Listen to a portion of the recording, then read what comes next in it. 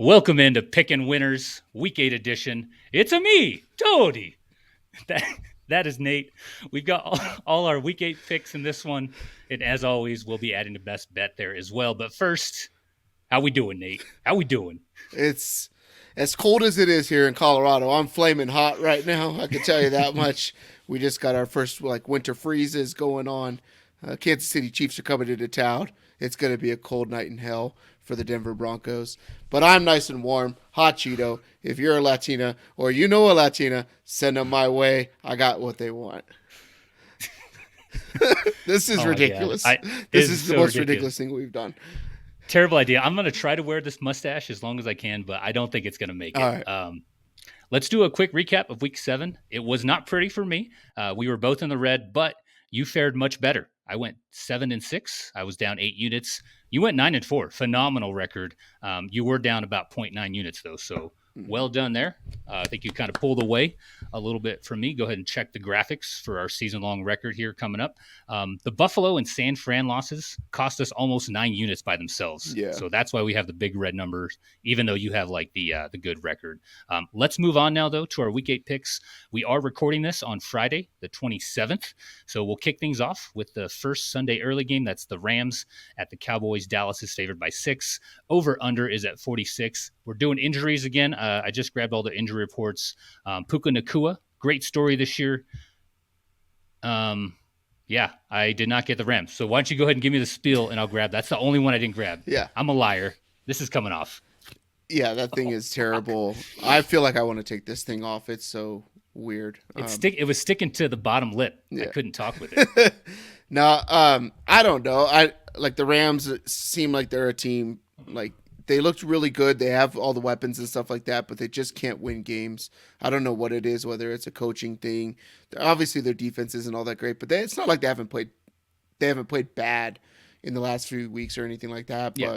But they lost a tough one to Pittsburgh that they probably shouldn't have lost. But Dallas coming off a bye, seeing some of that, those other teams in the NFC, they're concerned about the Niners, right? We spoke about that a lot. They brought in the offense that they have and everything they're doing to try to beat the Niners. And I think they win a ball game against the Rams. I don't think the Rams are that good. I don't think Dallas is all that great or anything like that, but getting a lot of criticism, I think they come in here and win a ball game at home off the bye. Okay. So I know I didn't have notes for this because I was waiting for the Rams to post theirs. They did not. It's still blank for today. They had nothing really notable. Rob Havicine was a DNP on Thursday, so still waiting to see his status for Friday. It's unspecified right now. The game status is for him. He's dealing with a calf. And on the Cowboys side, you mentioned they're coming off a bye, so nothing of note for them. I was talking about Puka Nacua. Great story this year. Unfortunately, Kyron Williams, another great story for the Rams, went down. But the offense, I think you mentioned, they're playing pretty decent football. Dallas, though, they have a top 5 defense. They have Micah Parsons, DeMarcus Lawrence to just absolutely wreck game plans. I think they're going to have pretty easy go with the Rams offensive line. It's not that great. I'm also with the Cowboys this week. Yep. Moving on now, Minnesota at Green Bay. The Packers are favored by 1. Or this was the Packers by 1. I'm sorry. The Vikings are now, I think, are favored by 1.5. Correct. Over-unders at 43.5 for the injuries. Hawkinson was a DNP on Wednesday, but got a limited in on Thursday and a full practice in today. So that's good news for Minnesota. For Green Bay, Jair Alexander, he was limited or DNP all week, and he has a questionable tag going into Sunday. Luke Musgrave and center Josh Myers also carry a questionable tag after a couple DNPs early in the week. What you got on this one, Nate? Yeah. I think Green Bay is terrible. They're turning into that team that we thought they were at the beginning of the season. Jordan Love does not play well. He's in love with the deep ball. And the way that the Minnesota secondary is kind of shaping up with adjusting some of the things that they do post-snap as opposed to what they were doing in the first part of the season has an ability to create some more turnovers because they are a fairly heavy man team.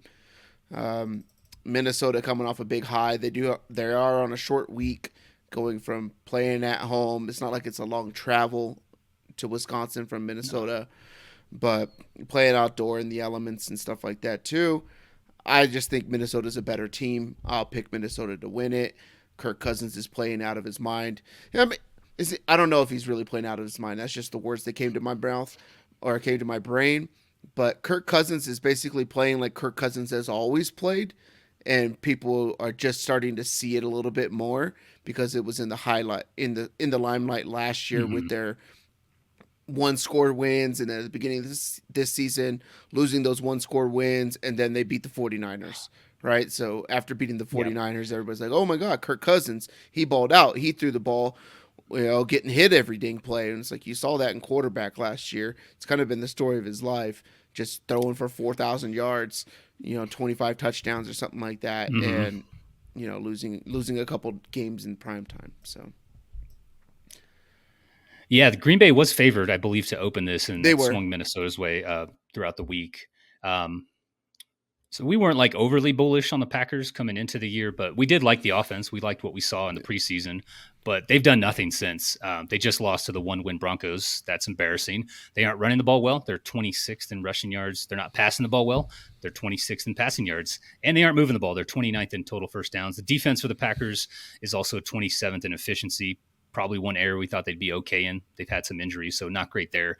I like Minnesota to keep Jordan Love under pressure, force him to make a few mistakes, kind of similar to what they did to the 49ers, just attack that offensive line. And I think Minnesota is going to get their third straight win here. Next matchup, Atlanta at Tennessee. Falcons are favored by 3 points. Over under here is at 35 for the injuries on Atlanta's side. No mention of Bijan Robinson, so your guess is as good as ours. He'll play. That's just some Arthur Smith humor there. The Titans will be without Tannehill, obviously. They have no DB Roger McCreary. Defensive tackle Naquan Jones is questionable with an illness. Probably is going to play. We'll see. He's not going to be 100%, though. They also get Treylon Burks back.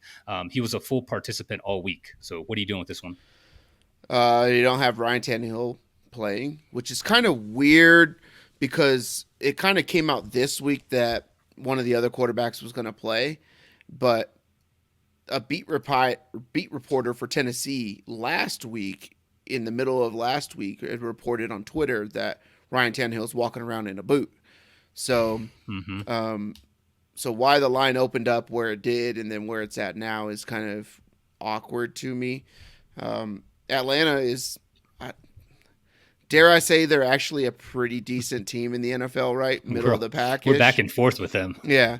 Like, we don't like the play calling, right? And that's because we play a lot of fantasy football and we like star players. And you want to see guys like Drake London, Kyle Pitts, Bijan Robinson, Algier, all these guys get the ball, but then you see fucking Cordell Patterson sitting in the backfield getting rushing attempts.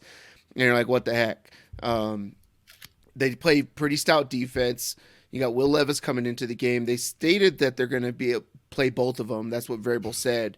But you see an interview by Will Levis in the locker room on a Friday after practice, and they asked him, how do you go into a game, with the mindset of, getting in a rhythm and stuff like that, and the fact that you'd be splitting time at quarterback, and you see the face reaction that he made, and it's like, wait, what the fuck are you talking about? Split time, right? It's a Will Levis show. You might have a couple gadget plays like a Taysom Hill type of thing with him, but with Malik Willis, but he's not going to play. Atlanta going on the road to Tennessee. Obviously, you don't like that all that much, but Tennessee also just traded away a 2-time Pro Bowl safety to the Philadelphia Eagles. Words are that Derrick Henry may be the next trade piece as well. Maybe a lot of these guys are making business decisions on the field, right? Like, hey, I'm going to keep myself healthy so I can get to another team, have an opportunity to win. They're tearing this thing down. I don't want to be a part of it, anything like that. I'll take Atlanta to win on the road. Fun thing about Arthur Smith, I don't know if you saw this clip from Pat McAfee show this week, Tony, but he's on the Pat McAfee show for 5 minutes every week or whatever.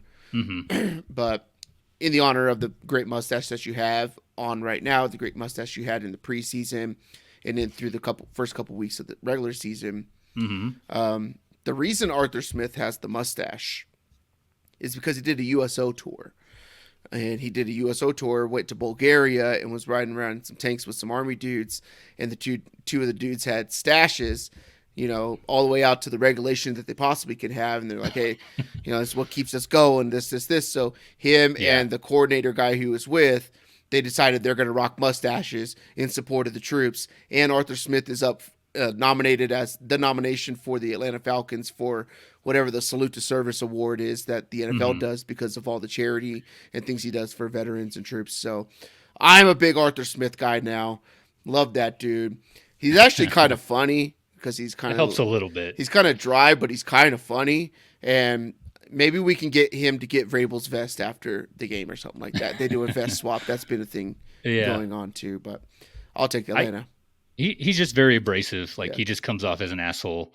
It's in a lot of the post-game stuff where, he might be misleading us or saying, he's not concerned about your fantasy roster. It's like, I'm pretty sure most people, the majority of people, the casual fans watch and maybe buy, NFL gear or subscribe to certain services because of fantasy. You should probably care a little bit, maybe a little bit, or just at least not to be such a dick about it. You know what I'm saying? Yeah. But yeah, I saw the same reports saying Malik Willis and Will Levis are going to be splitting time under center. That's probably not the case. They're probably going to want to see what Will Levis has, and that makes sense.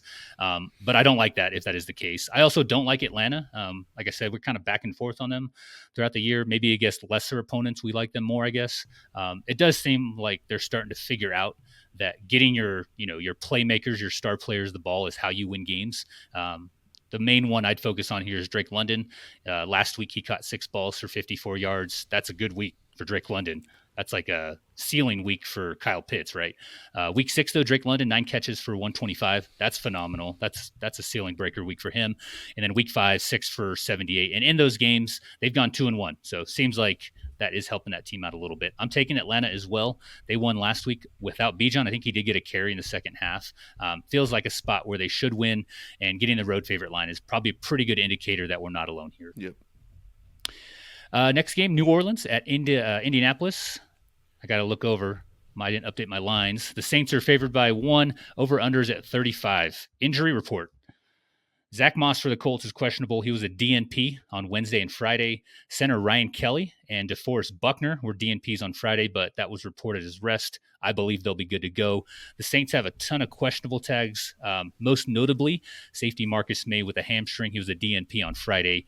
Juwan Johnson, though, this is a positive for New Orleans, should be making his return for the Saints. What are you doing here, Nate? The Indianapolis Colts played a very valiant game last week, and I think that all comes to a screeching halt this week.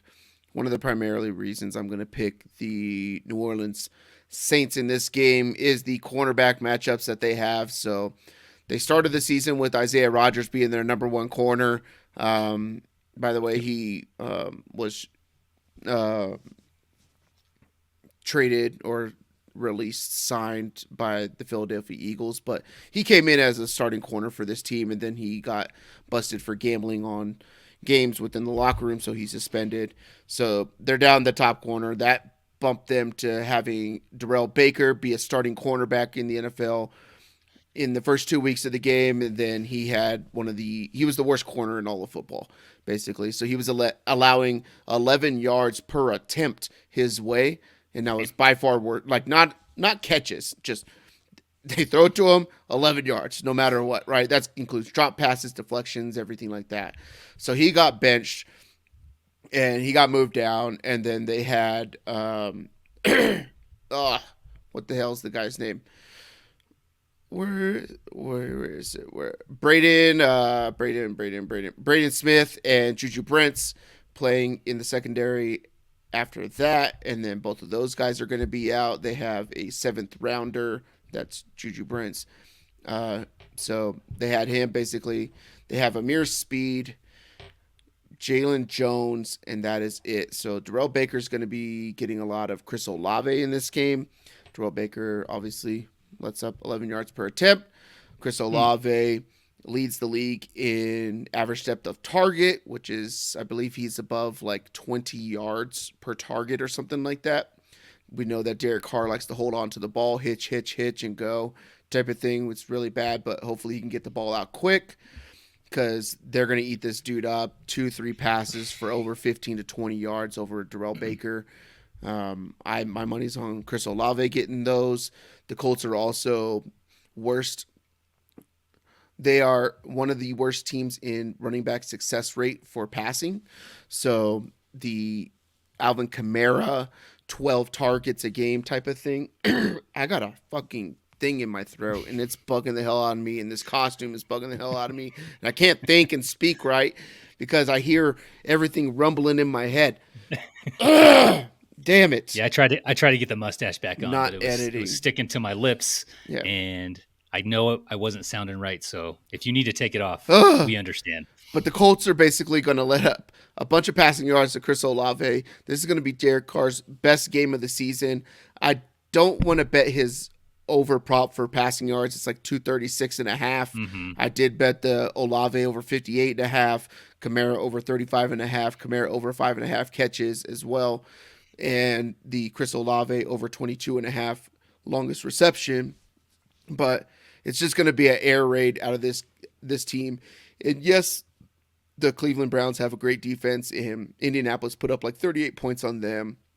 The Saints also have a good defense, and it's a new week, right? It's just a new week, and one game is one game.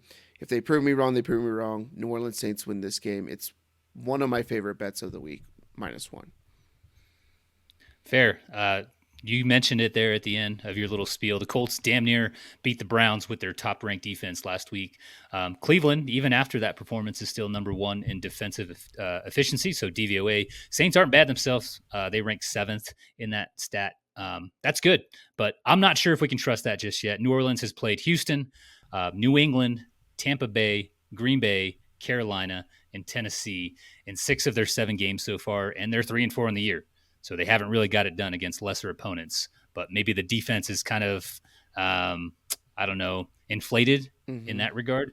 But I think Indy can win this game. Gardner Minshew just cannot turn the ball over 4 times this week. Can't happen. I think he threw a pick last week against the Browns and then fumbled, not once, not twice, but 3 times. So if he can take care of the ball, I think the Colts have a chance at winning this game. I'm going the other way, Nate. I'm taking Indianapolis.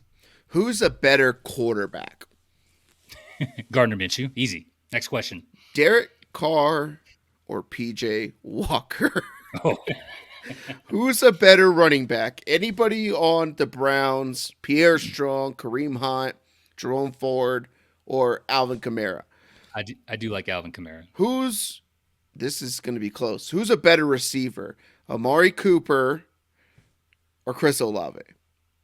I think Cooper's done more so far.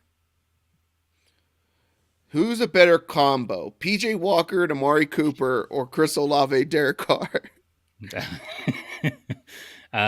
Olave, Derek Carr, probably. Juwan Jennings or Juwan Johnson? Juwan Johnson. Juwan Johnson or David Njoku? Ooh. Juwan Johnson's not 100%. He's coming off injury, so I think I take Njoku. But with Derek Carr, I'd probably take Juwan Johnson. Michael Thomas, Donovan Peoples-Jones. Donovan Peoples-Jones. I rest my case. That's fair. I need to fucking change. That's fine. That's fine. This next one's going to be long. I can do mine first. I am going to pause. All right, Nate came back out of the Cheeto costume, and he now has the Zach Wilson New York Jets all black jersey on. It's disgusting. The Zach attack. I'm aroused. I should have just done this with a Batman mask or something like that. That would have been good. Pretty good. Yeah. All right, let's move on now. Costumes are coming off slowly but surely. We'll see what comes off next. Stay tuned. Next matchup, New England at Miami. The Dolphins are favored by 9. Over-under's high. It's at 47. For the injury report, last week I complained about what the Patriots do to these freaking injury reports. They put half their roster on it. The Dolphins are doing the same thing this week. I'm not sure if it's in spite of Bill Belichick or just to poke fun at it. I don't know. But I'm not going to list off the 30-plus players who they marked as limited for the week. For Miami, the concern is the O-line. Left tackle Teron Armstead is on IR, and left guard Isaiah Wynn left last week's game and is also on IR right now. Not great. What you doing here, Nate? I like Mike McDaniel. It's a fun troll job that he did. It's amazing. It's really funny. Tyreek Hill practiced Friday as well. He had, whatever type of leg injuries and stuff like that. But he said he was going to play. Mike McDaniel was like, well, you want to see it at full speed before or whatever like that. So I expect him to run really fast today or something like that. New England, valiant effort, beat the Buffalo Bills. we did say on this show that we do believe that the most likely Man, team that was a big favorite to lose would be Buffalo, right? Throw a little bit on the money line thing. That saved my week, basically, by doing that as well. Uh, there's no shot in hell that the New England Patriots beat this Miami Dolphins team. It is a lot easier when when an offense is not humming, which Buffalo hadn't been doing for a while, right? mhm. Miami's going to hum at home. You got I don't know what it is about the home thing with them and teams that are inferior, right? Bully team, talked about that last week as well. Beat up Mhm. on teams that are bad, that are worse than them, talent wise, and then when they get hit in the face by a decent, reputable team, they struggle and then lose ball games. I'll take Miami to win this ball game at home. All right. Yeah, you mentioned it last week. We talked about how Buffalo could be upset by New England, and we did not make that pick. Maybe off to the side, we put some money on it. That's fine. Mm. In previous weeks, we've been hinting, oh, this might be the week. This dog beats this team or whatever. We haven't made those picks on the show, so I'm following through here with this matchup. I am picking the Patriots because of the left side of that line. Tackle and guard are backups this week. On top of that, Tyreek Hill, he's not 100%. He's dealing with that hip injury. Jalen Waddle still has a back injury he's managing. And I've read or listened to the stat a few times now about Miami's beating teams at home by 28.4 touchdowns this season. They've beaten the Panthers, the Giants, the Broncos so far this week at home. Mm-hmm. So take that narrative with a grain of salt. This is New England. Belichick has access to the same all 22 that I watched looking at that left side of the line. He knows where to attack the Dolphins. And in week 2, when Miami was, firing on all cylinders, the Patriots held them to 24 points. That's pretty respectable. I know that was in New England. If they can replicate anything close to that defensive performance and put some points on the board, they scored 29 against the Bills last week. That's pretty good for them. But if they do that, I think they can steal this one from Miami. It's a terrible decision, but I'm going with New England. This is our second pick that we're on opposing sides of. Mm-hmm.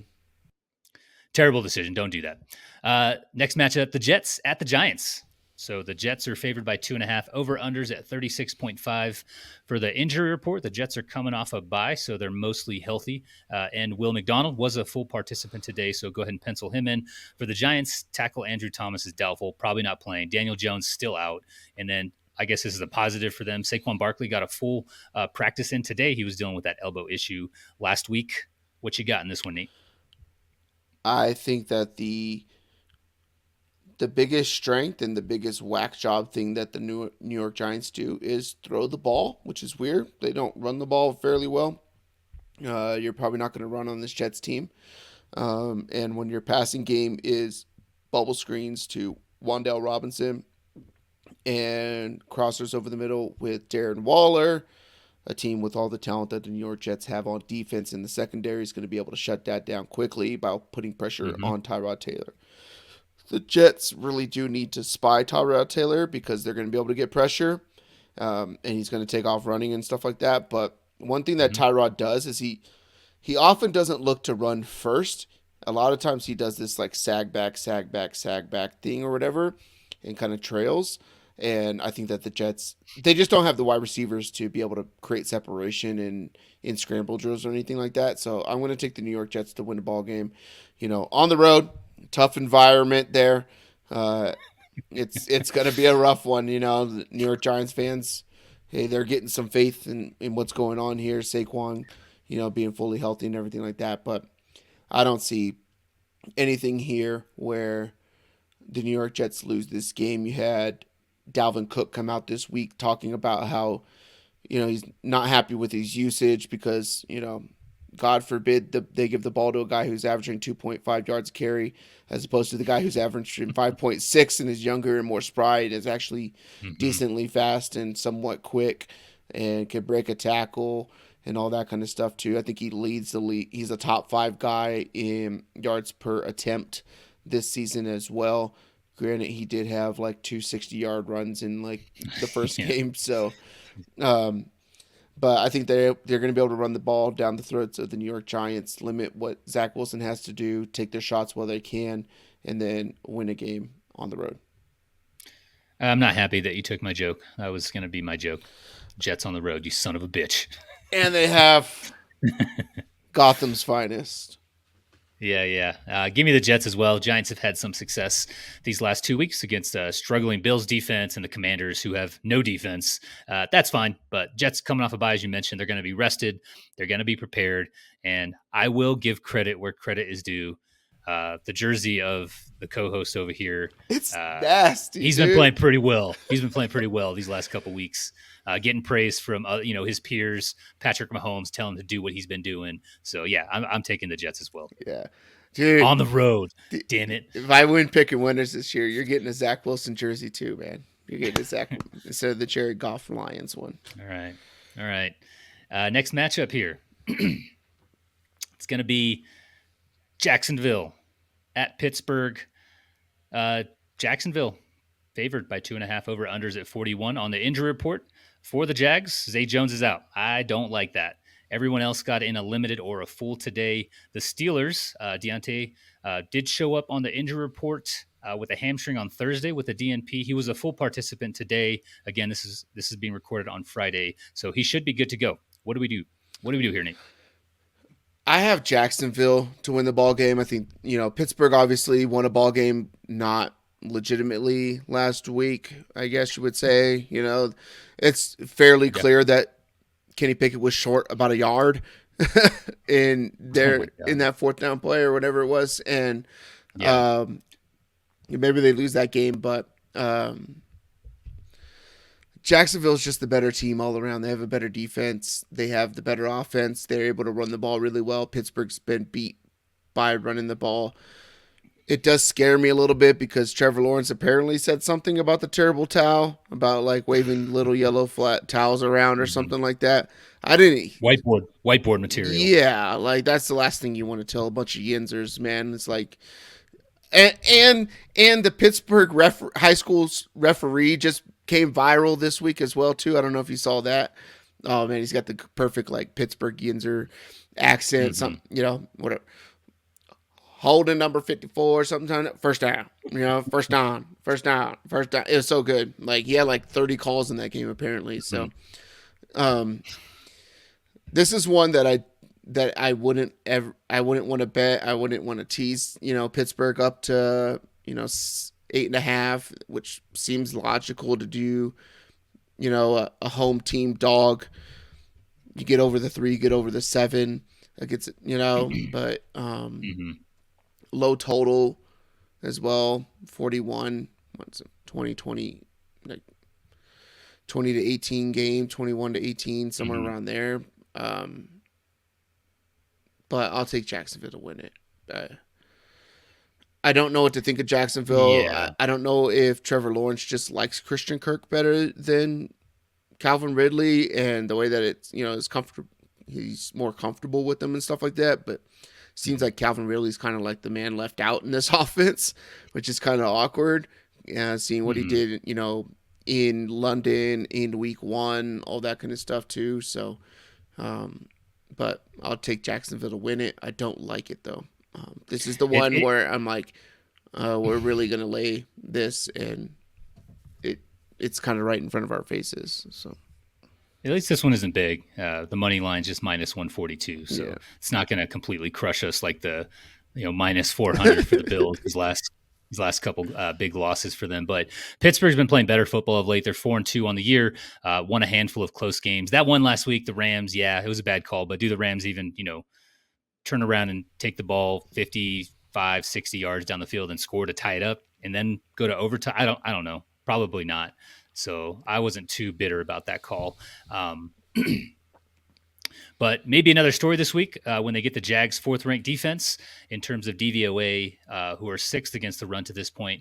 The Jags have led up the most passing yards, but that might be by design, and they lead the league in turnovers with 16. They're 2nd in interceptions there with 9. I think if Jacksonville can shut down the run for Pittsburgh and force Kenny Pickett to make, 1, 2, 3 bad throws, get a couple turnovers through the air, they can get this win on the road and also cover. So I'm taking Jacksonville, but yeah, it was very uneasy when I did highlight the Jaguars for this one. So not feeling great about it either. Moving on, Philly at Washington, the Eagles touchdown favorites on the road, over unders at 43.5 for the injury report. On the Eagles side, of note, defensive tackle Jordan Davis was a DNP today with a hamstring, and corner Bradley Roby was a DNP all week with a shoulder. He's not going to play. Washington didn't get a Friday practice report out. Thanks, Ron. But they had mostly a clean bill of health on Wednesday and Thursday. So what you got for this one? This is another one, I don't like betting. For some reason, Washington, Philadelphia has become like a really tight game over the last 2 years. And it's on the road in Washington. I mean, it's only like an hour and a half, 2 hours from Philly anyways. So it's going to be a bunch of Philly fans in that place. But I'll take Philadelphia to win the ball game. I think they're just the better overall team. Jordan Davis does hurt not having him in the middle, especially when Washington wants to be like a run team. They feel like the way to beat Philadelphia is to run the ball as well too. Limit what Sam Howell does, which is stare down wide receivers. It's like a one look, dude. Like watch this game on Sunday, and you'll end up seeing what we're talking about. But I'll take Philadelphia to win it. AJ Brown going for the record of 125 yards in, I don't know, every single game of his existence is what it feels like right now. I think it'll be 6 straight or something straight. like that. I think it's 6 straight if he does this, or he's done it 6 straight. They're going to do that this week. Washington secondary is in shambles. They don't know how to talk to each other. None of the safeties or the corners know where the other safeties or corners are at and what they're covering and how to hand off receivers and stuff. I think that we can see this one being a very boring game to watch, but it is kind of scary.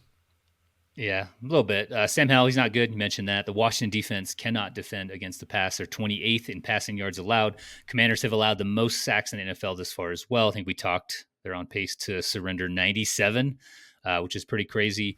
We just saw Philly's defense bottle up Miami's running game. Put all that together, and you have a recipe for a blowout. Not sure if that's going to happen, but I do believe Philly wins this game on the back of their passing game, a couple turnovers from Sam Howell, a handful of sacks because Howell insists on holding on to the damn ball. You mentioned staring down receivers. That doesn't help. It does help the defensive backs and the safeties, linebackers, and also just a one-sided time of possession for Philly. I think that'll also be in their favor. I'm also taking the Philadelphia Eagles here. Nice. Wouldn't take them to cover because that's just, I don't know. You're right. These games have been close in the recent past. Next matchup, Houston at Carolina. The Texans are favored by 3.5, over unders at 43.5. On the injury report, the Panthers, they'll be without safety Von Bell, and they have Brian Burns listed as questionable with the DNP today. Not sure if he's playing. Probably will. Miles Sanders, though, I guess on the plus side, is returning from injury. On Houston side, no Sheldon Rankins and no Robert Woods. So pretty light there, but what do we got? I'm interested to see if the coaching staffs try to prove the players that prove who is the better quarterback in this game, right? And if that ends up happening, Houston's going to annihilate the Carolina Panthers. CJ Stroud's by far the better quarterback out of this draft class. Yep. You could see some of the plays that he makes where he throws like he's off platform and they're like RPOs. And he goes and fakes the ball. And by the time he pulls it out, he's got a dude like a foot in front of him getting ready to put a helmet in his chest. So he's got a straight up base like he's about to squat. And then he's throwing it, 12 yards down the field on a slant route to Nico Collins or Tank Dell or something like that. And it's on the money every single time. He doesn't make dumb mistakes. He knows how to throw the ball away. He knows how to get down if he's going to run. He knows when to take off run, knows how to move up in the pocket better when it's necessary, and we don't see that out of Bryce Young. I think it's a statement game for the Houston Texans and their new coaching staffs, and the Carolina Panthers and their new coaching staffs, right, in the 1-2 picks. I'm going to take Houston to win the ball game. I believe in the coaching staff. I believe in the systems. I believe in the quarterback. I believe in all the talent that's around them. I don't care if 39-year-old Adam Thielen is running out there as a hobbled old white man catching passes. It's not going to matter. I think Jonathan Mingo's, back to being able to play well too. So he's going to garner some targets here and there. Miles Sanders does help, but I think Houston's too good. Both teams coming off a bye. I'll take D'Amico Ryans and Bobby Slowick to get a win for the Houston Texans. I like it. I like it a lot. Also taking Houston here. CJ Stroud looked very good considering where we all believed he'd be at this point in his first year. Same can be said for this Texans team. They're competing, they're winning against lesser opponents or opponents not properly prepared for a D'Amico Ryans led team. I don't think Bryce Young is any good. And I don't see this Panthers defense shutting down the run game for Houston or CJ Stroud. So, yeah, taking the Texans here. That one was a pretty easy one for me. Moving into the Sunday afternoon games, first one, Cleveland at Seattle. The Seahawks are favored by 3.5 at home. Over under is low. It's at 38. I think this one has dropped 3 or 4 points since it opened. Nate, what do you got? Fun run for the Cleveland Browns and them trying to hide the fact that Deshaun Watson's actually really, really, really injured and not injured. When they were at the bye and then they came off the bye and then Deshaun Watson wasn't talking to the media. None of the quarterbacks were talking to the media, and then they ends up starting, and then he plays a couple plays, gets hit. They're like, maybe it's a concussion. Oh, the shoulder doesn't feel right. Anything like that. Like, I don't know why. If his shoulder didn't feel right, why was he out there on the field? Like you pay this dude a buttload of money and stuff like that. I think that this is going to start becoming a whirlwind for the Cleveland Browns. If they don't have Deshaun Watson, they're out of contention for that division, and it's just Cincinnati and Baltimore. And Baltimore looks like they're on pace to win the division right now, but you could probably get some fairly decent odds on Cincinnati to win it as well. And we'll get into that later on when we get to them playing San Francisco. But cool run by PJ Walker. The dude's still PJ Walker. I don't care that you put up a couple points here and there or whatever like that. It looks like Jerome Ford may be able to play. They said he had some burst on Thursday's practice, and they didn't expect that coming off an ankle sprain. I think that helps a little bit, but you're going all the way up to the Northwest. It's a loud environment that they haven't been able to deal with. Like, Indianapolis is not as loud as that place is, and Indianapolis is in a dome. And then they had a home game against the 49ers, right? So in their last 2 wins with a backup quarterback, I think Seattle beats the brakes off this team. Seattle, I think I am leaning more towards they're actually pretty good. I thought that Geno Smith would be more of a Derek Anderson, shout out to the Browns, than a Seattle Seahawk. Geno Smith, reinvigorated career. DK Metcalf will be playing this week, it looks like. So I think they rested him last week and DMP'd or had him be a scratch and out for the game kind of last minute, like right at the 90-minute mark, and it was kind of unexpected, and because they knew they could win a ball game against the Arizona Cardinals and getting ready for this week. So I'll take Seattle to win the ball game at home. Yeah, I did miss the injury report there. A couple important things. So this was one I probably shouldn't have missed. Kenneth Walker, DNP Wednesday, Thursday. These guys didn't give me a Friday one. Thanks, Pete. Tyler Lockett, also DNP Wednesday, Thursday. Concerning for sure, but you did mention DK Metcalf's good to go. If Kenneth Walker can't go, Zach Charbonnet will be in there. Great college pedigree. Those guys were full participants on Thursday. Browns have Jerome Ford listed as questionable, but he has done limited work all week. And then, no Deshaun Watson on the Brown side, obviously, dealing with the AC joint. So for my pick here, the Browns are going to be rolling with PJ Walker, which improves the offense somehow. Deshaun just hasn't been right since he suffered that shoulder injury. Getting a note here from the producers, Nate. Turns out the AC joint and the associated ligaments in there are, in fact, important for NFL quarterbacks. Yeah. Breaking news. Breaking news. But the Browns got a few calls last week against the Colts, and mentioned this earlier, 4 Gardner Minshew turnovers, and they barely won against a much lesser Colts team.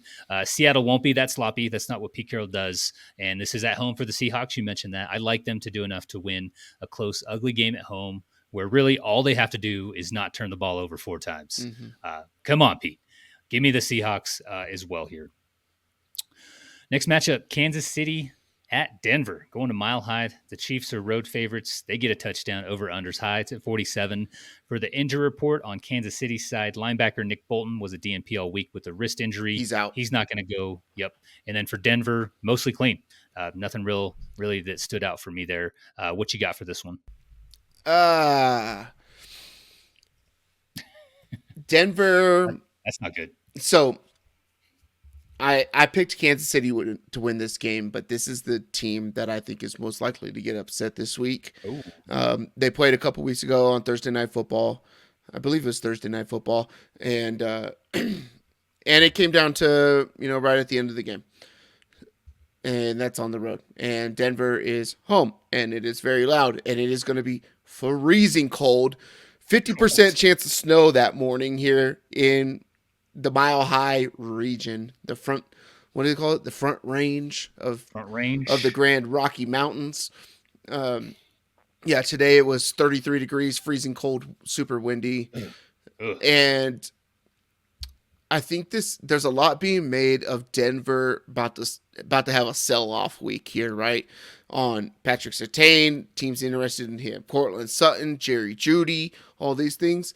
And I think it's a week where, unlike other teams that have players on this trade block, where they're making business decisions like the Tennessee Titans or something like that, just to be able to preserve to get out of the situation.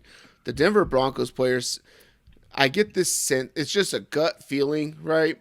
That it's let's show off our talents so we can get the hell out of here, and we're not the ones stuck. Like, I need to get traded, essentially, right? I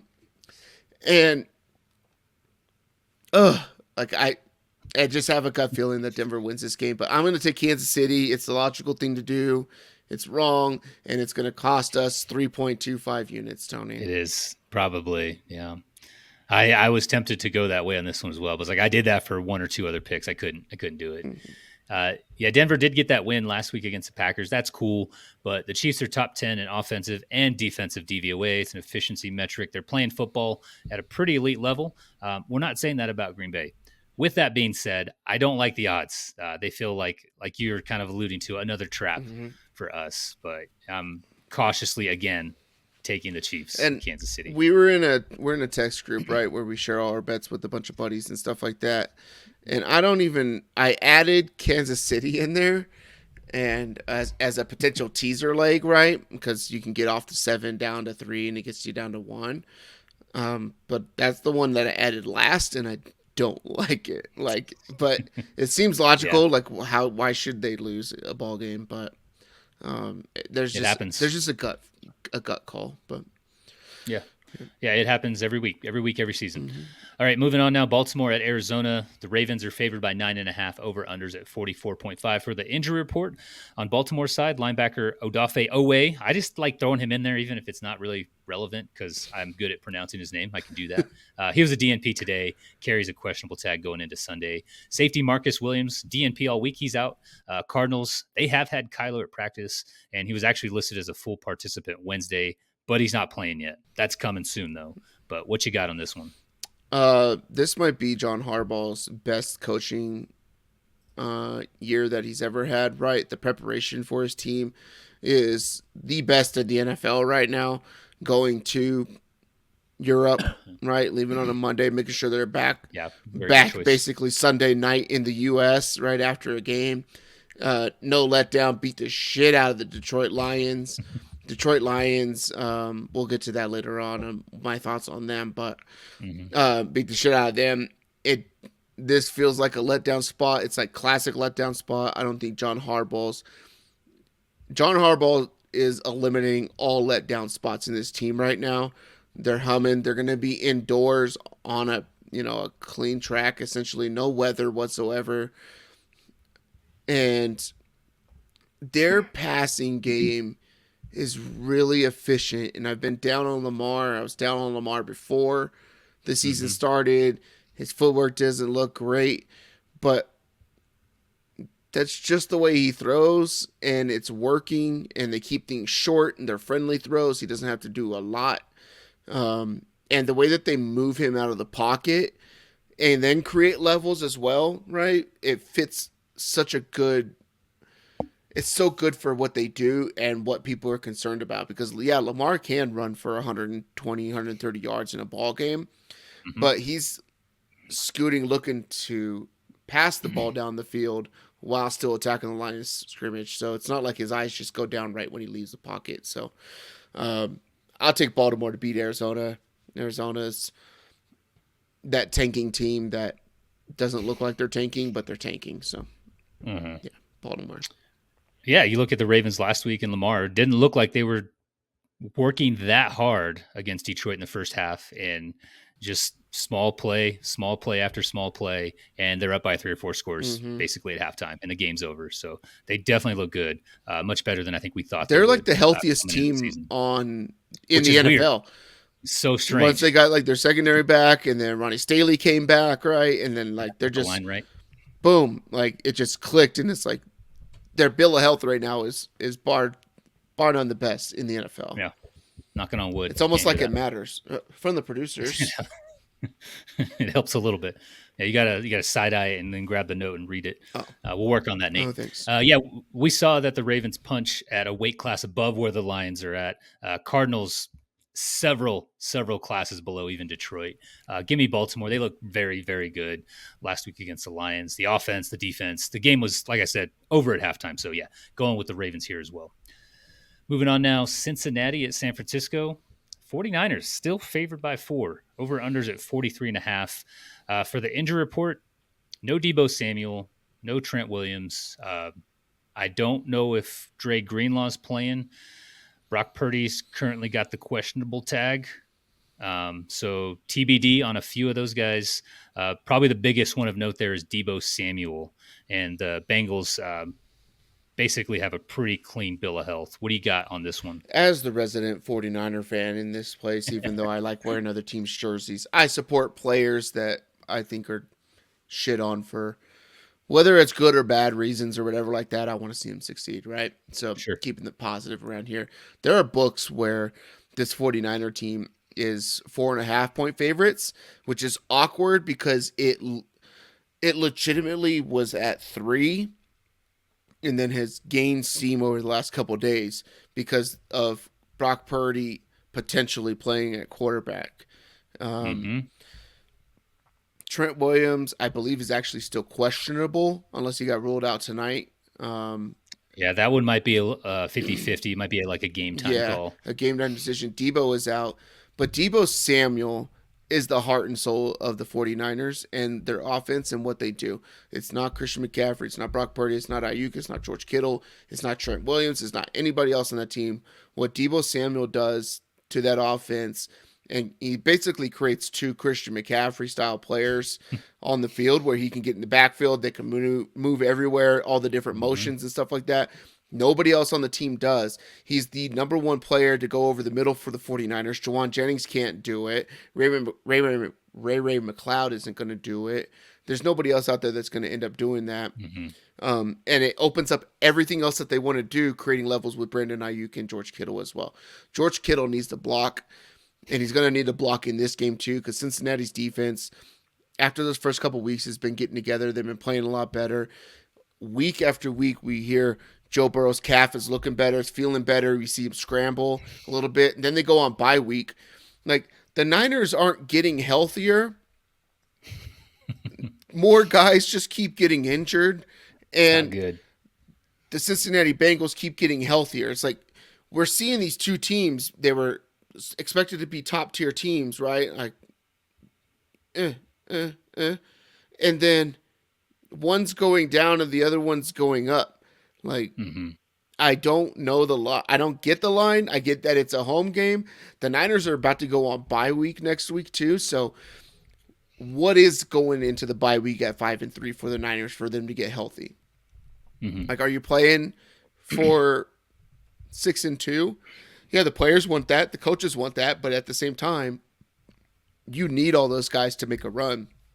And you're about to go through having to play, you still got to play Baltimore on this schedule, right? And then you got to finish in division and everything like that. I got Cincinnati winning the ball game. Like, it's just a quiet Cincinnati. I don't know why Cincinnati's a dog. I don't know why it's at 4. I think maybe you label it a pick 'em, right? This team just lost to the Minnesota Vikings on the road. I repeat, the Minnesota Vikings. Without Justin Jefferson. What did we just say about the Minnesota Vikings weeks ago? Like, for the first 6 weeks of the season, right? Like, Jesus Christ, this thing's a trash team, right? And if those corners can't stop Jordan Addison from catching balls, right, and ripping it out of their hands and going for touchdowns at the end of the half, what about Jamar Chase? And a healthier T. Higgins. What about T. Higgins? What about Tyler Boyd? Yeah, Tyler Boyd. For sure. I'll take Cincinnati to win this game, and I'm a Niner fan. And I think that Cincinnati wins the ball game. And I don't think it's as close as what people think. So, yeah, I don't think the 49ers need this game to win that division, and get a home game in the playoffs. I don't think they do. The only thing, though, is that the Niners need to outpace Philly. So if their thought is that we need to play and win this ball game, right, and so they push Trent Williams back or something like that, and like back a little early, and he's like half, 70% of what he should be or something like that to try to get a win, because the Niners will not win going to Philadelphia in the playoffs. They can win at home if Philadelphia has to come there. And they play a game in week 13. So if, say, whatever magic happens and both teams just win out, week 13 decides home field advantage, essentially, right? So, and it doesn't look like Philly's going to lose to anybody, and the Niners really shouldn't lose to anybody either. So, yeah, but then they lost to the Vikings. Yeah, they ruined our over and PJ Walker, whatever. PJ Walker. And PJ Walker, good God. I like the Bengals more than I like the Vikings, and you talked about it a little bit. We just saw what Kirk Cousins did to the Niners. I don't think Minnesota punted until late in the second half in that matchup last week. So they're struggling. They're struggling with health. But yeah, give me the Bengals in this one. The line makes no sense. Moving on to the Sunday night game now, our primetime game. Chicago at the Chargers. Chargers at home are favored by 9.5. Is it at home? I don't know how well the Bears fans travel. Over-unders at 46.5. For the injury report, the Chargers, Eckler has the ankle injury, but he was full all week. He's good to go. Keenan Allen is dealing with a back injury. Did get some rest early in the week. He was limited today. He should also be good to go. The Bears still without Roschon Johnson, most likely still dealing with a concussion, trying to get out of that. Also, no Nate Davis in this one for the Bears, and no Justin Fields still. So what you got in this matchup? Tyler Badgett, have you seen this dude like take interviews and stuff like that, Tony? Like, this is the guy that you want to get a jersey of. Like, it's awesome. He's like the white trash kid from, the bad part of town or whatever like that like smokes cig. He's Jay Cutler with tattoos. Like, he's got his whole chest tatted and then random shit tattoos on his arms that are like, I don't know what they are, like Chinese symbols that don't mean what they say he thinks they mean or something like that.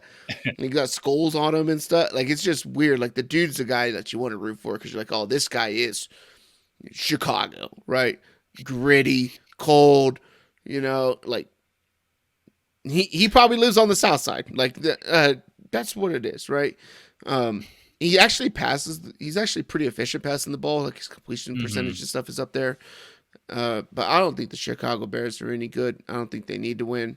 I don't think they want to win. I don't think they can win. The only issue here is you talk about Keenan Allen's back getting hurt.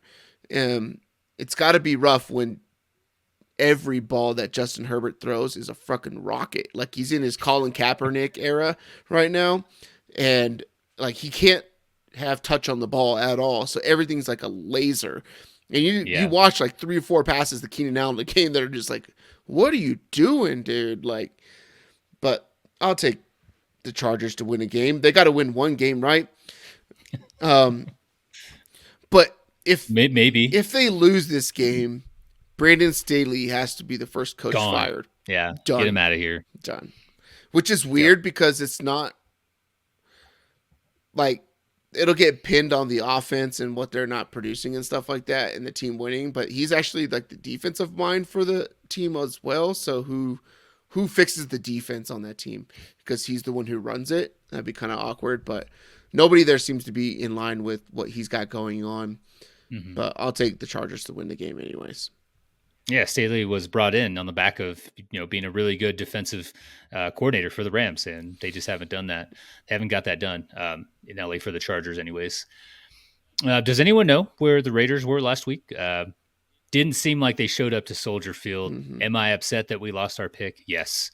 Am I happy that Badgett got a win in the presence of 30 or 40, family and friends. Yeah. Sure. But the Bears are not better than the Chargers, not with Badgett, not with Justin Fields, and LA should be able to score on this bottom 25 defense in terms of efficiency there. So also going with the Chargers. They can't lose this game, but taking the Chargers. They can't lose this game. Famous last words. They cannot lose this game, man. It's got to be desperation mode. Final game here for us, the Monday Night Football matchup. This is Las Vegas at Detroit.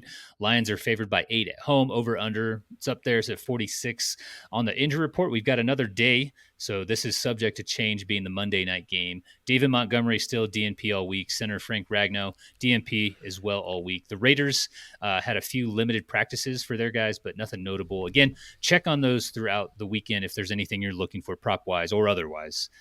What you got on this matchup, though, Nate? The Detroit Lions kind of showed us who they are last week.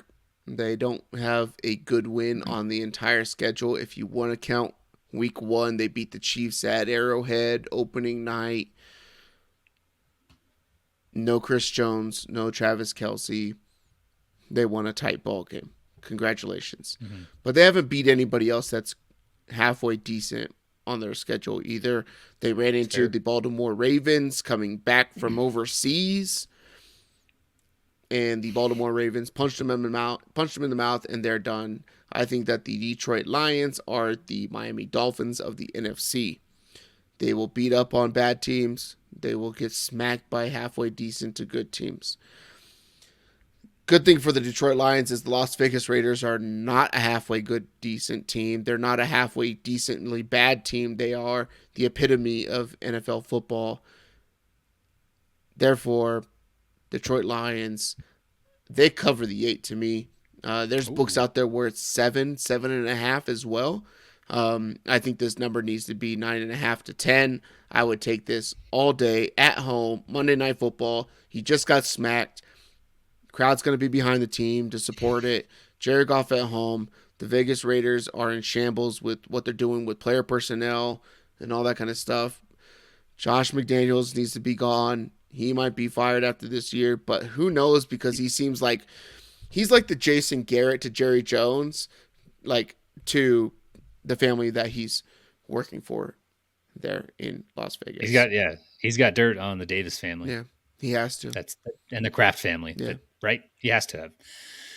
All right. Well, the Lions ran into a perennial playoff team last week. I mentioned it on last week's show that they had a relatively easy schedule. You talked about that a little bit leading into week 7, and Baltimore was kind of a tier 2 up. Headed into week 8, Las Vegas is a tier or 2 down. So I'm also taking the Lions here. They should be able to bounce back quite nicely. I do like them covering that spread as well. Awesome. Getting into the best bets now. Last week, we both lost. Chargers got smoked, tanking your teaser. And then San Fran lost outright to Minnesota, taking mine down as well. So wasn't happy about that. It's a new week, though. So what are you thinking about for week 8, Nate? Yep. My best bet's going to be the New York Jets, -2.5. As soon as this line came out, I was like, yep, I'll take it. Jets coming off a bye. And it's not like they have to travel to be on the road. So I'll take that. The New York Giants, I don't think, should be favored against anybody in the NFL right now. No, I wouldn't. They'd be a pick. They'd be a pick against the Raiders. They'd be a pick against the Bears. Who else is bad? Panthers. Probably a pick. Like maybe they're like 1, or something like that. The New York Giants are like a bottom 3 team to me in the NFL. So, possibly the worst. So, playoff team last year. Yeah, playoff team. So I'll take the Jets -2.5. Last year they had the best success rate within the red zone, green zone, converting touchdowns, not doing field goals or turnovers, and they're not doing that this year. And there's one team who is pretty good in the red zone, and that is the New York Jets. So Jets -2.5, straight bet. There are tons of teaser legs that I like in here. There's tons of teaser teams. All those 8+ going down to 2.5, stuff like that are really good. Some of those lines are coming closer to, 0, like getting down to 7.5 and stuff like that. It's a massive teaser week. What else can go wrong? It's the NFL. Yeah, that line, the Jets, was the first one I looked out for this section here. taking Minnesota minus 1.5 against Green Bay instead. I grabbed that at the time of taking these down. It was minus 110 on DK. I believe it still is. Mm-hmm. Green Bay was favored early in the week. I think we talked about that early in the show, and it looked a hell of a lot better then. But I'll take the Vikings to win outright by more than a point. They just beat San Fran. Green Bay has lost 3 straight. And I see Green Bay having similar issues to what the 49ers had with protecting against that pass rush. Green Bay's line continues a downward trend. And like O-line rankings on PFF is one of them. They're kind of middle of the pack now, down 3 spots from just a week prior. They were, I believe, top 5 or 6 when the season started. And again, no David Bakhtiari. He's on IR. Elton Jenkins has been on and off the field all season. And I mentioned this in their injury report, but center Josh Myers is dealing with an ankle injury. Not sure if he's going. If he is, he's not 100%. So that line hasn't been 100% for most of the season. Just kind of adds fuel to the fire here. But on the Vikings, minus 1.5, you can get that for minus 110 on DK for my best bet. All right, that will just about do it. You got any final comments here, Nate? Nope. Good luck if you're betting. Good luck to us. Let's get positive this week. Let's get positive. Yep. As always, thank you guys for listening. Thank you for subscribing, liking, engaging, all of that stuff. We appreciate you guys. We'll be back next week with the Week 8 recap, followed by our Week 9 picks. Good luck this weekend, and we'll talk to you guys soon. Love you. Bye. Love you. Bye.